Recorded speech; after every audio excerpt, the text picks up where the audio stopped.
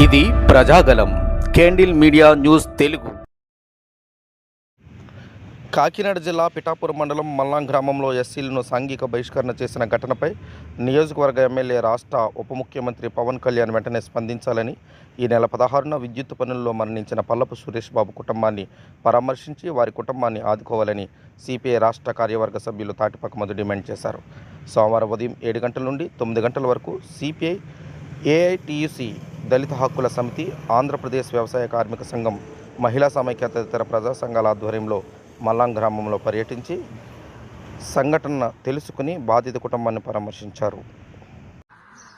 పిఠాపురం నియోజకవర్గం మరి deputy CM Pawan Kalyan గారి యొక్క రాజ్యంలో ఇలాకాలో మరి జరిగిన సంఘటన ఇప్పటికే అందరూ తెలిసింది. యావత్తు ఆంధ్రప్రదేశ్ రాష్ట్రానికి కానీ యావత్తు దళిత జాతికి కానీ మనిషి అంతరిక్షానికి వెళ్తున్నా, సైన్స్గా ఎంత చెందుతున్నా ఇంకా అనాగరికమైన చర్యలు, అవమానమైన ఘటనలు, ఇంకా సాంఘిక బహిష్కరణ జరగడం అంటే ఇది చాలా దురదృష్టకరం.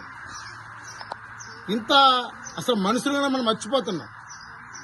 16వ తేదీ ఒక సంఘటన జరిగింది. దురదృష్టవత్తు పల్లపు సురేష్ బాబు చనిపోయాడు ఎలక్ట్రికల్ వైర్తో. దానికోసం ఈ ఊరు పెద్దలు అందరూ కలిపి మాట్లాడుకుని ఏం చెప్పారంటే ఎంత కొంత సాయం చేయంటే 2,70,000 రూపాయలు సాయం చేశారు. అది 18 అంత అయిపోయింది.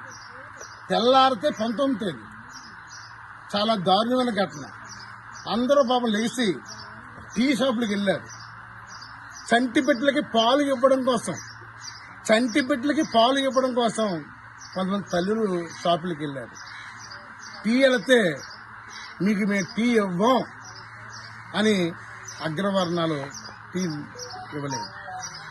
దాంతోపాటుగా పాలు ఇమ్మంటే, చంటి పెట్టండి పాలు ఇమ్మంటే పాలు కూడా ఇవ్వం, మీరు ఏం చేస్తారో చేసుకోండి, మేము ఎక్కడ చేయగలమని.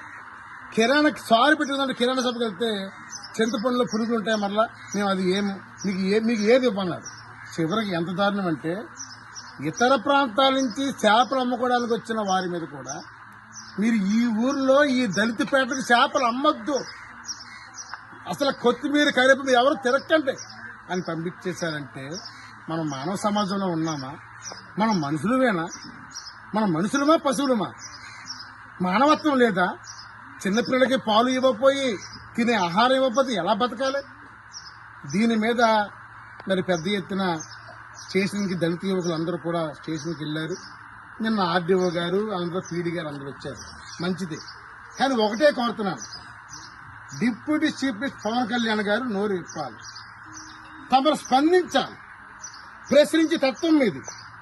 మీరు స్పందిస్తేనే ఈ నియోజకవర్గంలో అందరూ మాట్లాడతారు.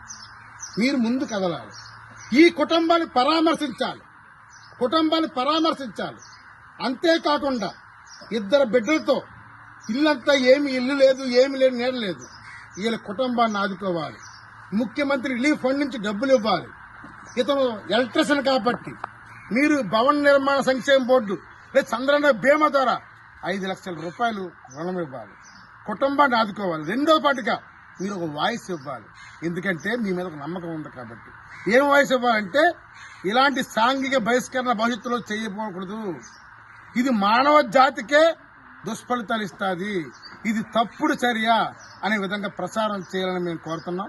అందుకనే ఈరోజు కమ్యూనిస్ట్ పార్టీ, దళిత ఉద్యమ నేత నాజరబాబు గారు, దళిత హక్కుల పోరాట సమితి, ఏఐటిసి, మహిళా సమైక్య, రైతు సంఘం, వ్యవసాయ సంఘం, అన్ని ప్రజా సంఘాలకు సంఘీభావం ఇచ్చాం. అందుకనే ఇప్పటికైనా సరే ఈ ఘటనని మర్చిపోయి దీన్ని ఇంకొకసారి ఇలాంటి ఘటనలు జరగకుండా జరిగితే ఎస్సీ, ఎస్టీ చర్యలు తీసుకుని ఆ కుటుంబాలను ఆదుకోవాలని కోరుతున్నాం.